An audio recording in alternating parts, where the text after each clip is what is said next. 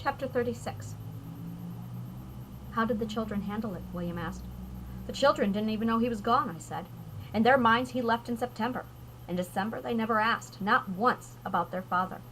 Amid the screaming and the debates, the fighting and the name-calling, Richard dished out his usual approach of locking me in the bedroom.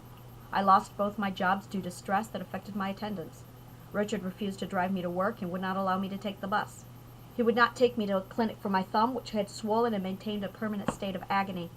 When I finally did get to the doctor, they confirmed it had been dislocated and healed in the wrong position. It forever hurt, and my mobility was limited. William glanced at my thumb. I smiled. I reset it a year later, I said. You reset your thumb? He asked. Yep. I pulled it straight until it popped and released a bubble from the joint that I watched travel up my thumb. That felt weird. It was excruciating. The joint tripled in size from the swelling as it had when I first dislocated it, but after it healed, it was like I had never injured it. Where was Hosea in all this? William asked. We spoke up very little when we spoke at all during this time. And you never told him what was going on with your marriage? He asked. I did in the end, I said. I kept it vague. Told him there were complications and Richard and I were trying to work things out. I explained my absence and assured him I would be on the computer less and less through that time. I told Hosea nothing more. I was raised listening to my mother bash my father. My mother is a gossip whore. I loathe, detest, despise a woman who gossips. I would not condone such behavior. The trials and tribulations between a husband and a wife should stay between a husband and a wife. Nor do I believe a spouse should ever speak poorly of their mate to others, no matter what. I also do not believe a marriage and trouble should ever be shared. It is private, and it is only between two people. My marriage was not news to share with anyone, and Hosea and I still had not discussed a relationship. So, what about Hosea? William asked. I furrowed my brow. What about him? William smiled. You can't tell me that after all those years, when you did eventually see him, you didn't... I smiled. Yes, I said. Later we would. How much later? How long did you wait? How long did we wait? I hid my grin behind my fist. 15 years. That's not what I meant. William scolded me. After you and Richard split up, how long did you wait? We didn't. Life's too short. So I hate making plans, I evaded. Detest them.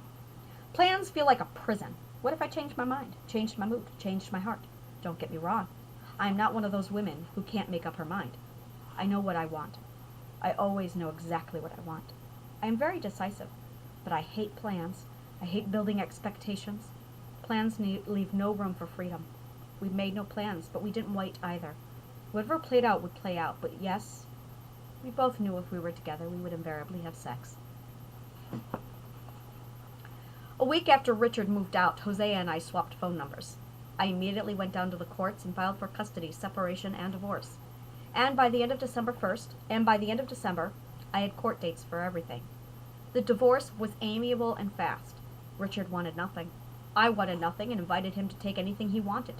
He took only what he needed and left everything else. For the next 5 years, he would swing by and pick through his stuff.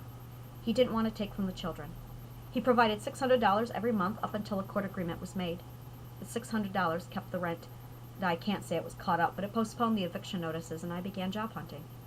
Christmas Day, Richard invited us to his mother's. We got there, and within 10 minutes, he and I were in a screaming match. He told me to get in the car, he would drive me home. The moment I was buckled in, he drove in the opposite direction.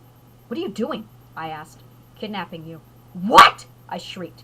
We need to talk, and I'm not taking you home until you do. Let me out of the car! He refused. He drove for an hour, insisting we talk, while I screamed to let me out of the car. He countered, saying that he was kidnapping me and that I would listen. After an hour, he saw that I would talk under those conditions, or any conditions for that matter. He took me home. The day after Christmas, Hosea drove up from Boston. 10 years. For 10 years, I had suffocated. Yes. It feels like a long, slow suffocation.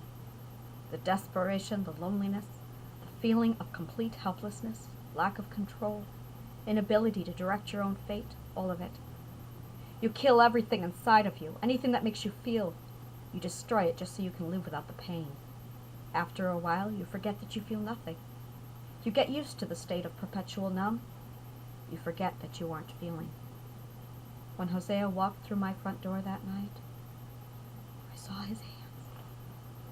His hands. Those hands that I had remembered. I never touched him, not then. I had no idea what he would feel like or taste like. I only remembered his hands. We were shaking, like we had been chained to the seafloor for 10 years, and suddenly we both were being forced to the surface and experiencing the bends. Our bodies shook, we gasped for air, unsure what to do with so much air. It breathed life into me again. It wasn't lust, it wasn't need. Obsession? Perhaps. Relief? Oh, so much relief. I didn't fall into his arms. I wasn't calm or content. It was a surge of relief so great that I felt my legs give out from under me, and he caught me. I fell into him, and we both broke. Our bodies trembled so violently we felt brittle, and were certain we would break with how much we shook. Disbelief. Constant disbelief. That is what a separation like that feels like. It would take us another 2 years to look at one another and not say, "I can't believe you're here." You asked me if we did. Yes, we did. During a December thunderstorm.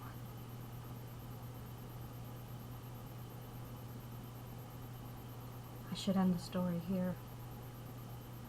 If this were a romance, the story would end here. Part of me wants to end the story here, to send you on your way and tell you that you have your biography, now get out. You'll hear no more from me. That is how I should end this. Right now, with Hosea and I making love in December rain. That is how it would have ended if. Maybe I'll give you a choice. If you want your happy ending, close the book and stop reading right now. Consider the story over, and we lived happily ever after in New York. And I never went to Ireland. I never had a problem that was too great for that Hosea couldn't fix. Close the book here and pretend I was never broken.